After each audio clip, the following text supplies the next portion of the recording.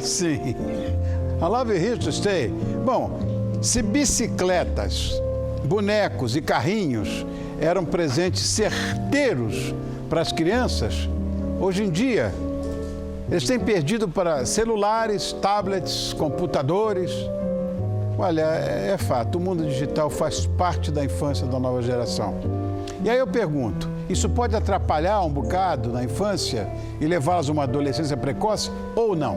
Nós vamos falar mais sobre com essa dupla incrível, a advogada especialista em direito digital, Alessandra Borelli, e o nosso sócio, o psicoterapeuta Léo Freiman.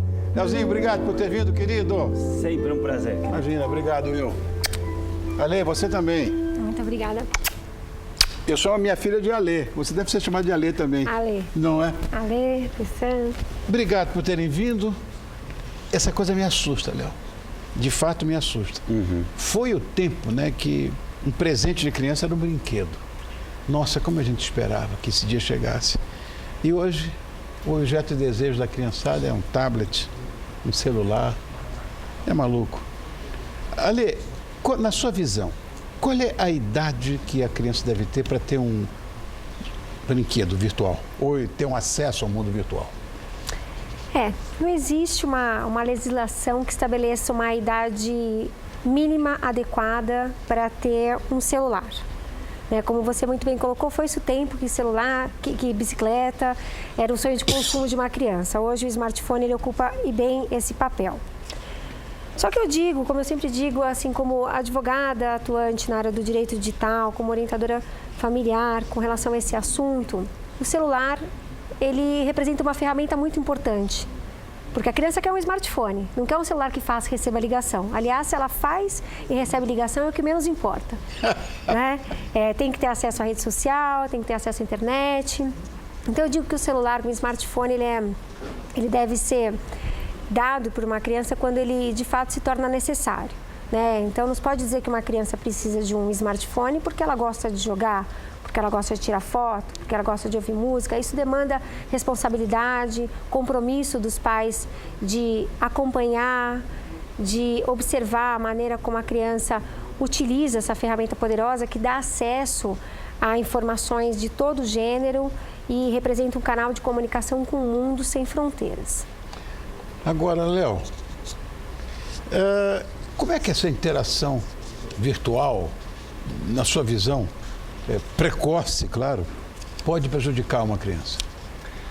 Não tem grandes problemas, Fanny. Tirando o fato de um aumento explosivo da miopia, da obesidade, da irritabilidade, do sono que não vem, de acordar já cansado, não prestar atenção na aula, de um narcisismo enorme, porque a criança começa a perceber que ela manda na família, de uma imbecilidade causada por uma dissociação do estudo, da atenção e da empatia, a ideia de que eu comando o mundo, que gera uma postura de violência. Tirando isso, não tem problema nenhum. Deus meu! E sabe o que eu fico pensando quando você falou que a bicicleta, a bola, a pipa era brinquedo de criança? É brinquedo de criança. Smartphone é acessório de trabalho, de comunicação. O que uma criança de 8 anos precisa falar com a mãe? Não tem que mandar um WhatsApp 10 da manhã, filho, o que você quer comer? Parmegiana ou nhoque? Rony, alguma vez tua mãe perguntou o que você queria comer, Alessandra? Nunca. Alguma vez a tua mãe perguntou onde você quer ir passear domingo? Não, essa ideia que está totalmente fora do eixo, de que porque a criança quer, ela tem que ter. Não! Os pais que eram submissos a pais autoritários de ontem, agora se colocam submissos às crianças de hoje. Tomam o dedo na cara. E aí, se a mãe não quer dar um celular novo, o moleque joga o celular do pai na parede. E aí o filho chega depois do meu consultório, agarrado pelo pai, falando assim, meu filho, eu não sei mais o que fazer. Está na hora dos pais terem um pouco de vergonha na cara e falar assim, lógico. Eu sou o adulto, a palavra final é minha. Você não precisa disso, ponto. E não ficar com tanto debate. Esse empoderamento desmesurado das crianças... Síndrome do imperador que você falou aqui? Essa síndrome do imperador que gera uma ideia para a criança de que eu sou o imperador, eu mando na família, acaba com a vida da criança, com a autoestima dos pais, casal briga mais, transa menos, gasta demais, se endivida, não conversa bem e depois fica uma ideia de que os filhos não têm limites. Isso muitas vezes é falta de limite do pai e da mãe. Correto. Que precisa entender, Correto, eu sou o pai. Eu defino as questões de saúde, de educação e de moralidade. Ponto. Bom, a Alessandra falou agora há pouco que o negócio é... O que menos importa é a ligação telefônica, que seria o objetivo princípio de um celular. Mas que não é só jogo, né? Acesso à internet. Eu acho isso, de certa forma, até perverso. Como é que você pode controlar isso, Ali? Então, o diálogo, ele é um dos principais caminhos para que se assegure que a criança está utilizando a internet de uma forma legítima e com menos riscos, né? Então, como eu disse, a internet, ela abre um caminho de comunicação, acesso a informações que muitas vezes a criança só teria depois de uma certa idade. Hoje as novas gerações acabam tendo acesso a conteúdos que não possuem capacidade para compreender e para lidar com esses assuntos.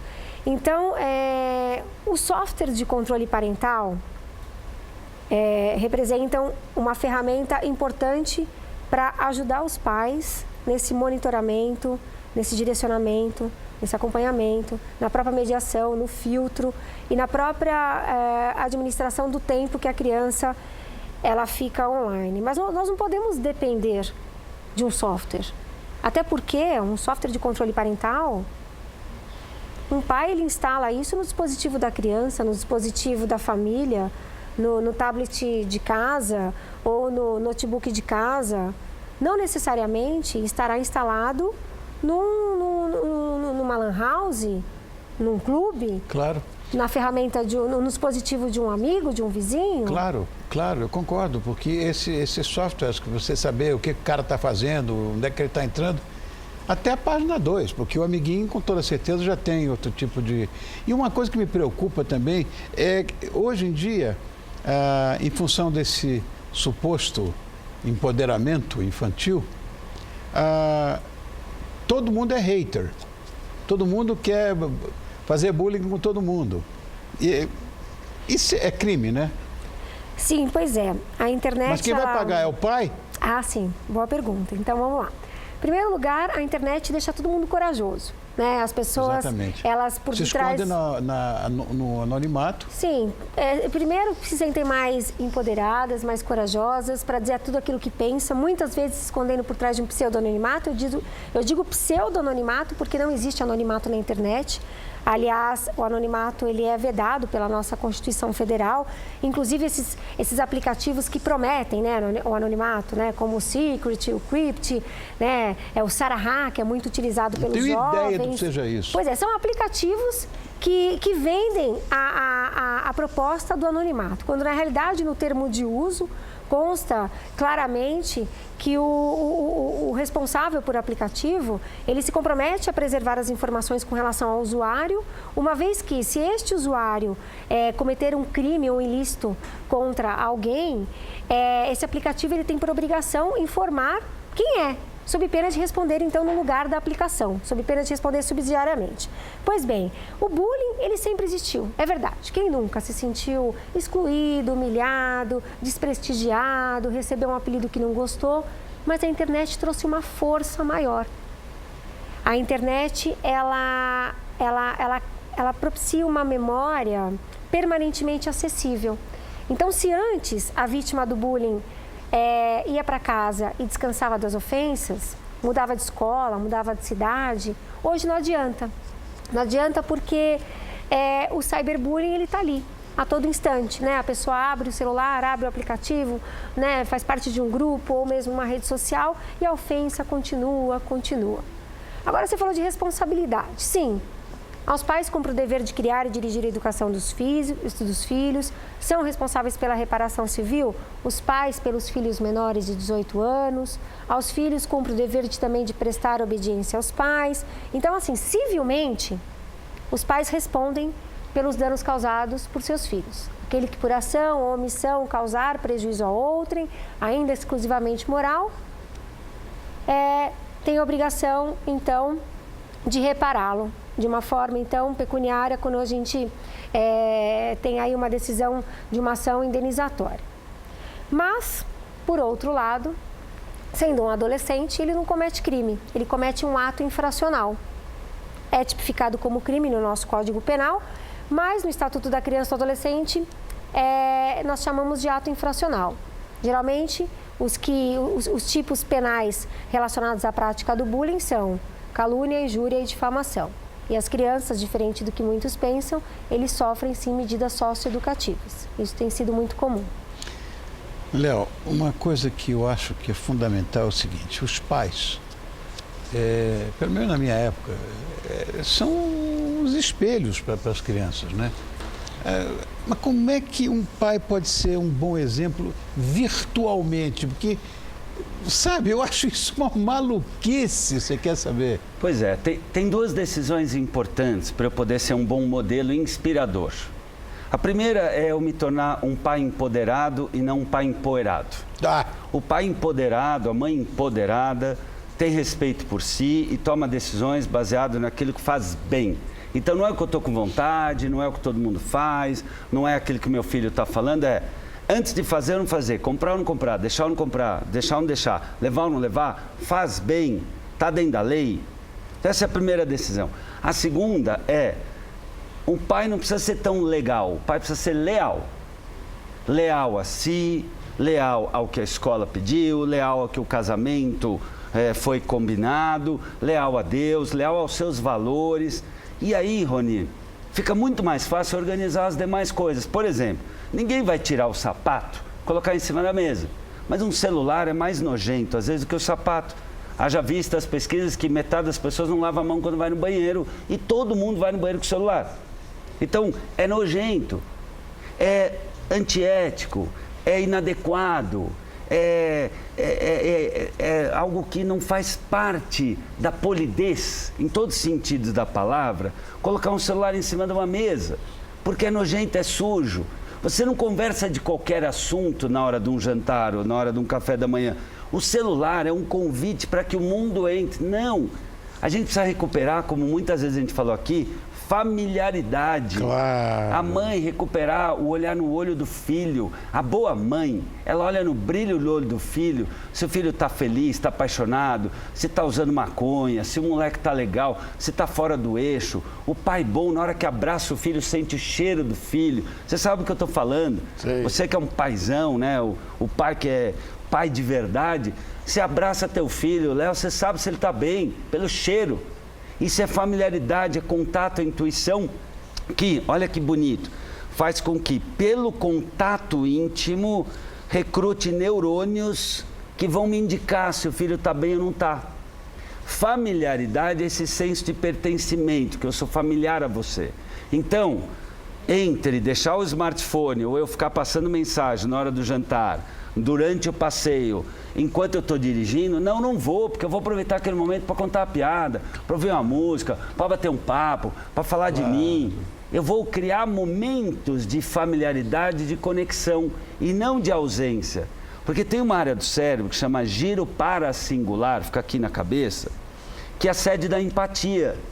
Se eu não treino o meu filho a olhar o outro, a perceber necessidades alheias, a agradecer o garçom que me serve, a esperar a minha vez, a elogiar a comida que está gostosa, a escutar o que a irmã está falando, eu vou estimulando essa psicose narcísica, individualista, de ficar sempre olhando numa tela. Eu não desenvolvo empatia. Viro uma criança atormentada e atormentadora. Vira uma criança que não se percebe. Por quê? Olha que bonito. Eu só sei que isso é um copo, isso é uma mão, porque eles estão desconectados. Na medida em que a criança está o tempo todo conectada com uma tela, ela não percebe o que é ela e o que é a tela. E aí cria espaço para o bullying. Aí cria espaço para a dependência emocional. Aí cria espaço para eu não dormir enquanto alguém não vira o meu último post. Porque não cria essa desconexão entre eu e o outro. Barbaridade, a gente não pensa nisso. Para isso que a gente está aqui, para pensar em tudo isso. Gente. Porque não cria-se o eu e o outro. Não é treinada esta habilidade chamada empatia de perceber, minha avó está doente, vou no hospital. Meu pai está cansado, falo mais baixo. Minha mãe precisa de ajuda, vou lavar a louça com ela ou para ela. Minha professora está falando mais alto, eu espero e paro a brincadeira. Perceber o outro é um ato de civilidade que demanda treino. E se o pai e a mãe não entenderem isso dentro do seu projeto de vida familiar, isso não se instala. E o que a gente vê hoje nas escolas, de Bagé a Manaus, todas as palestras que eu vou, a criançada está mais triste, está mais fraca, está mais carente. Por quê? Como diria Jung, quem olha para fora sonha, mas só quem olha para dentro desperta. Ai, legal. Se na escola, se na casa, não tiver momentos para que se olhe para dentro, para que se tenha o silêncio, para que se tenha a espera, para que se acolha o outro dentro de si, como a gente está fazendo aqui, um fala, o outro escuta, um olha para o outro, isso não é construído as raízes da civilidade. E aí cai nessa brutalidade, nessa tristeza que a gente está vendo na nossa sociedade. Sensacional, Leozinho. Obrigado, viu, querido? Obrigado a você. Também, Alessandra. Você já ouviu 500 vezes isso, eu vou repetir. Você não precisava nem ser advogada especialista em direito digital. Você é muito linda, por fora também. Obrigada. Obrigado por ter vindo, obrigada. querida. Muito obrigado mesmo. convite. Alessandra Borelli, essa advogada brilhante. E você, Léo? Você sabe que eu adoro você. E sempre que eu posso, você está aqui comigo. 25 milhões de acessos, um papo que ele teve comigo aqui. Eu vi. Ele é insuportável, não é? Obrigado, Juntos vamos melhor e mais longe. Isso, porque querido. nos recebemos um ao outro aqui. Aliás, eu vou dizer uma coisa, Léo. Ninguém faz sucesso sozinho. Pode ter certeza. Obrigado. Obrigado, pela oportunidade. obrigado, Foi um Alessandra. prazer. Obrigado, Léo.